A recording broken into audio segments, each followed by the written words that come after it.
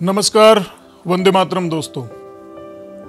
इन 4-5 सालों से पता नहीं हमारे युवा जिन लोगों व अपसंस्कृति के प्रभाव में आकर चकाचौंध की कृत्रिम दुनिया में खोते जा रहे हैं, उसमें सबसे ज़्यादा असर पड़ा है सोशल मीडिया नेटवर्किंग का। जिन भाइयों को पढ़ाई, कोचिंग, भर्ती, कंपटीशन पर फोकस करना चाहिए, वे फेसबुक पर नई नई स्टोरी लगाने, व्हाट्सएप पर स्टेटस लगाने, नए लुक में अपडेट होने, हरियाणवी लहजे में डॉन बनने, साथियों का एक ग्रुप बनाकर गैंगस्टर टाइप छवि बनाने, तेज स्पीड में बाइक चलाने, मुर्गे जैसी कटिंग और बकरे सी ढाडी रखने, सारा दिन लूडो खेलने, होटल मिडवे पर जाकर बर्थडे सेलिब्रेशन और रोड किनारे बैठकर बियर पीने, शराब ठेकों पर झगड़ा करने, अपने पथभ्रष्ट साथियों के साथ मिलकर हथियारों के साथ फोटो अपडेट करने, बुलेट, गेटवे, स्कॉर्पियो और कैंपर के साथ स्टंट करने, अपने आप को पॉलिटिकल किंग मेकर समझने, उधारी के पैसों से गांजा, चरस, स्मैक और अफीम, डोडा, दारू पीने, सिगरेट फूंकने, हथियार लहराने का शौक रखने, हरियाणवी भाषा में बात करने के प्रति ज़्यादा झुकते हुए दिखाई दे रहे हैं। और इनमें से अधिकांशतः ग्रामीण पृष्ठभूमि के निम्न मध्यम वर्गीय किसान परिवारों के बच्चे हैं, जिनसे उनके परिजन उज्जवल भविष्य की उम्मीद रख रहे हैं। परंतु ये मुर्गा कटिंग वाले डीजे के डांसर अलग ही दुनिया में जा रहे हैं। यदि उनके परिवार वालों ने समय रहते इनको नहीं रोका तो इनका भविष्य अंधकार में हो जाएगा। ये दिग्भ्रमित लोग सीधे सरकार से टकराने की बात करते हैं, पुलिस से हमेशा अपने को सुपर समझते हैं। यदि इसी तरह नशे में चूर रहे और समय रहते परिवारजनों तथा समाज के प्रबुद्ध जनों ने ध्यान नहीं दिया तो इसका परिणाम बहुत बुरा होगा। दरअसल वैसे ये कल्चर कमोबेश हर क्षेत्र में बढ़ती जा रही है और इसके पीछे जो लुभावनी चीज है वह है चमक दमक, अपने आप को सुपर बताने और दिखाने का आकर्षण। हरियाणा, पंजाब जैसे संपन्न प्रदेश के युवा अगर कुछ कर रहे हैं तो वो ऑलरेडी संपन्न है। हालांकि इन प्रदेशों में भी बहुत से युवा अपराध के अंधकार भरे रास्तों की ओर जाने अनजाने बढ़ रहे हैं। संपन्न होने के बावजूद भी इन इलाकों में भी नैतिक सांस्कृतिक गिरावट की बातें सुनने में आ रही है। परंतु हमारे यहाँ के युवा, खासकर जो अभी अभी यौवन की ओर बढ़ रहे हैं, उनके हाथों में एंड्रॉयड फोन आते ही वो हरियाणा के लठेतों को और उनके फेसबुकिया ठाट को देखकर बहुत जल्दी वैसे ही दिखने और बनने की दिशा में चल निकलते हैं। फिर शुरू होता है इनके यारां दा अड्डा, राजपूत जिगरी, धांसू गुजर, देसी जाट, देसी बन्ना, गामा हाले छोरे, यारां दी बादशात, ग्रुप फलाना, गैंग ढिकाना, 001, 007, देसी बॉयज वगैरह वगैरह गैंगनुमा लड़कों की टोली बनना और दिखावटी चौंसलेबाजी। काम के नाम पर माफिया लोगों के साथ सेल्समैनी, टोल प्लाजा पर काम, रॉयल्टी नाकों पर काम, जिनमें 5-7 हज़ार से ज़्यादा कुछ मिलता नहीं, पर वहाँ फोगट की दारू और रोटियाँ मिल जाना, ये इनके लिए सबसे ज्यादा जरूरी है। और चकाचौंध की दुनिया, डोडा पोस्ट, अफीम तस्करों के प्यादे बनना जो सारा कैरियर बिगाड़ के रखती जा रही है। दूसरा कारण, लोकल राजनीति भी इस खेल में बहुत ज्यादा जिम्मेदार है। आजकल के चुनावी सीजन में हर नेता को इन फेसबुक या युवाओं की टीम चाहिए जो 5-7 गाड़ियों में भरकर जिंदाबाद जिंदाबाद के नारे लगाते रहें। इसके बदले हर रात उन्हें चुनाव के दौरान फ्री की शराब और खाने पीने की सुविधा मिल जाती है।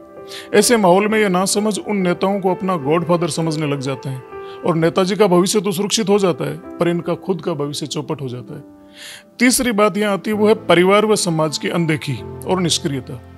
आज समाज और परिवारों में इतना विखंडन बढ़ गया कि अगर पता भी चल जाता है कि कोई गलत दिशा में जा रहा है तो भी हम कोई कदम नहीं उठा पाते। इसका एक कारण बुरा बनने से बचने की भावना भी है। पहले गांव में कोई बदमाशी करता तो उसे गांव के दूसरे लोग ही टोक देते थे, पर अब कोई किसी को नहीं टोकता, और टोके भी कैसे, बेचारे की उसी की बेइज्जती कर देते हैं। परिवार वालों की सुनते नहीं, ऐसे में कोई भी कुएं में पड़े और भाड़ में जाए कि मनोवृत्ति धीरे धीरे जड़ें मजबूत करती जा रही है। इस प्रकार के भटके जीव हो जाते हैं अविवेकी और कुंठित। गुस्सा इनके नाक पर, कोई कुछ बोल दे तो मरने मारने को तैयार, शौक पूरे करने के लिए हर हद तक ये जाने को तैयार हो जाते हैं। बढ़ते नशे के प्रचलन, अवैध हथियारों के शौक, इश्कबाजी और गैंग्स प्रवृत्ति ने बहुत से युवाओं को बर्बादी की ओर धकेल दिया है। अपराध संबंधी घटनाएं दिनों दिन बढ़ती जा रही है।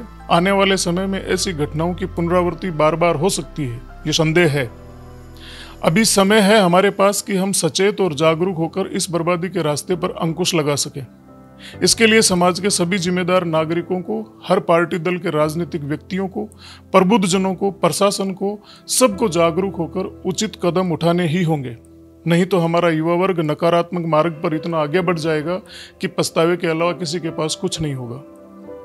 समाज के प्रत्येक जागरूक व संजीदा साथियों से मेरा विशेष आग्रह है कि शहर, गांव और ढाणी ढाणी तक जन जागृति अभियान चलाएं और यदि इस तरह का कोई भटका युवा साथी आपको मिल जाता है तो उसको किसी भी कीमत पर पुनः सामाजिक सरोकारों से जोड़ दीजिए।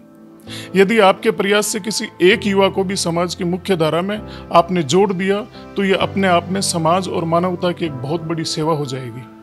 आखिर में एक बात जिसे आपको जरूर जानना चाहिए दोस्तों, देश और प्रदेश में हम सब जातियों में बंटे हुए हैं और हर जाति का अपना एक संगठन है और हर संगठन में फॉर्च्यूनर और स्कॉर्पियो वाले नेता भी हैं जो अमूमन हर अनवांटेड जगहों पर दिख जाते हैं। ये पंचायत से लेकर प्रदेश स्तर तक आपकी जाति और समाज की एक अलग तरीके की मीटिंग का आयोजन कर चुके होते हैं। अमूमन ये समाज को एक राजनीतिक उज्जवलता दिखाने की या उज्जवलता देने की बात करते हैं, जबकि ऐसा होता नहीं है। ये आपको सीडी बनाकर अपनी विधानसभा में टिकटें ले आते हैं या पंचायत या जिला पंचायत के चुनाव जीत जाते हैं। लेकिन क्या आपने कभी ये सोचा है कि इन्होंने कभी भी किसी भी समाज के युवाओं को, जो भटके हुए युवा है, उनको वापस सही मार्ग पर लाने के लिए कभी आंदोलन किया हो या कभी समाज के प्रबुद्ध लोगों को एक जगह किया हो? आप उनसे सवाल पूछिए। अपने जाति समाज के जो नेता बने हुए हैं उन नेताओं से ये पूछिए जरूर कि समाज को राजनीतिक उच्चता देने के साथ साथ समाज के जो युवा जेलों में बंद है, जो गलत कर्मों की वजह से आज कानून से मारे मारे भाग रहे हैं, उनके लिए आपके विचार, आपके मन में किस तरीके के विचार है और किस तरीके का विजन है। देश का युवा, हर जाति का युवा इस देश के लिए संपत्ति है। समय रहते इस संपत्ति के लिए अपने कदमों को सही दिशा में बढ़ाइए।